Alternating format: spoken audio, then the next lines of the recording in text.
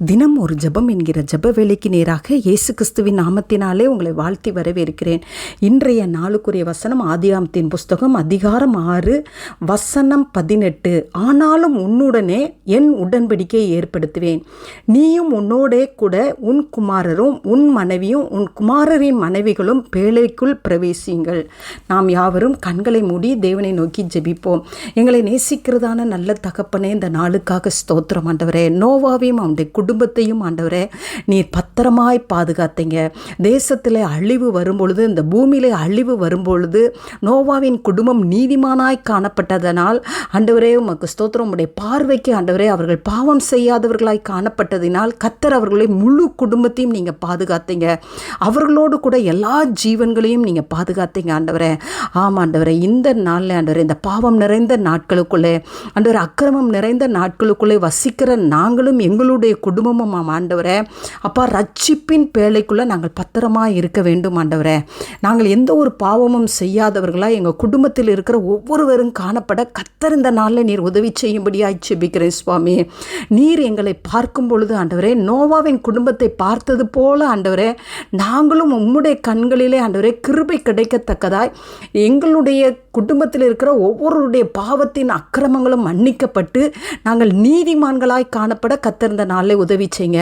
அப்பொழுது ஆண்டவரே இந்த தேசத்தின் அழிவிலிருந்து கர்த்தர் எங்களை பாதுகாத்து கொள்வீங்க ஆண்டவரே. பொல்லாத ஆண்டவரே காரியங்களிலிருந்து ஆண்டவரே எங்களுக்கு விரோதமாய் வருகிற எல்லா தீன்மையான காரியங்களிலிருந்தும் கர்த்தர் எங்களை பாதுகாத்து கொள்வீங்க ஆண்டவரே. பாதுகாத்து கொள்ளுகிறது மாத்திரமல்ல, எங்களை பெருக பண்ணுவீங்க. எப்படி நோவாவையும் அவனுடைய குடும்பத்தையும் நீங்கள் பெருக பண்ணினீங்களோ அதே போல சுவாமி உம்முடைய பிள்ளைகளை ஆண்டவரே சகல விதத்திலே நீங்கள் பெருக பண்ணுவீங்க. நோவாவின் குடும்பத்தை போல ஆண்டவரே எங்களுடைய குடும்பமும் தேவனுடைய பார்வைக்கு முன்பாக ஆண்டவரே உத்தமமும் நீதிமான்களுமாய் நாங்கள் காணப்படட்டும் சுவாமி. அப்பொழுது கர்த்தர் எங்களை தீன்மையிலிருந்து விலக்கி பாதுகாப்பீங்க. எங்களுடைய முழு குடும்பத்தையும் எங்களுடைய பிள்ளைகளுடைய குடும்பங்கள் ஆண்டவரே கர்த்தருடைய செட்டைக்குள்ளே கர்த்தருடைய அடைக்கலத்துக்குள்ளே கர்த்தருடைய துருகத்துக்குள்ளே நீங்கள் பத்திரமாய் பாதுகாத்து கொள்வீங்க. அதற்காய் ஸ்தோத்திரம். இந்த நாளில் கர்த்தர் ஒவ்வொருவரையும் பாதுகாத்து ஆசீர்வதித்து உங்களுடைய பிள்ளைகளோடு பண்ணின உடன்படிக்கையை நீங்கள் நிறைவேற்றி உங்களுடைய பிள்ளைகளை நீங்கள் நடத்துகிறீங்கப்பா. அதற்காய் ஸ்தோத்திரம். இயேசுவின் மூலம் ஜெபிக்கிறேன் நல்ல பிதாவே. ஆமென். ஆமென். கிறிஸ்துவுக்குள் பிரியமானவர்களே, உங்கள் யாவருக்கும் இரட்சகராகிய இயேசு கிறிஸ்துவின் நாமத்தில் அன்பின் வாழ்த்துக்கள்.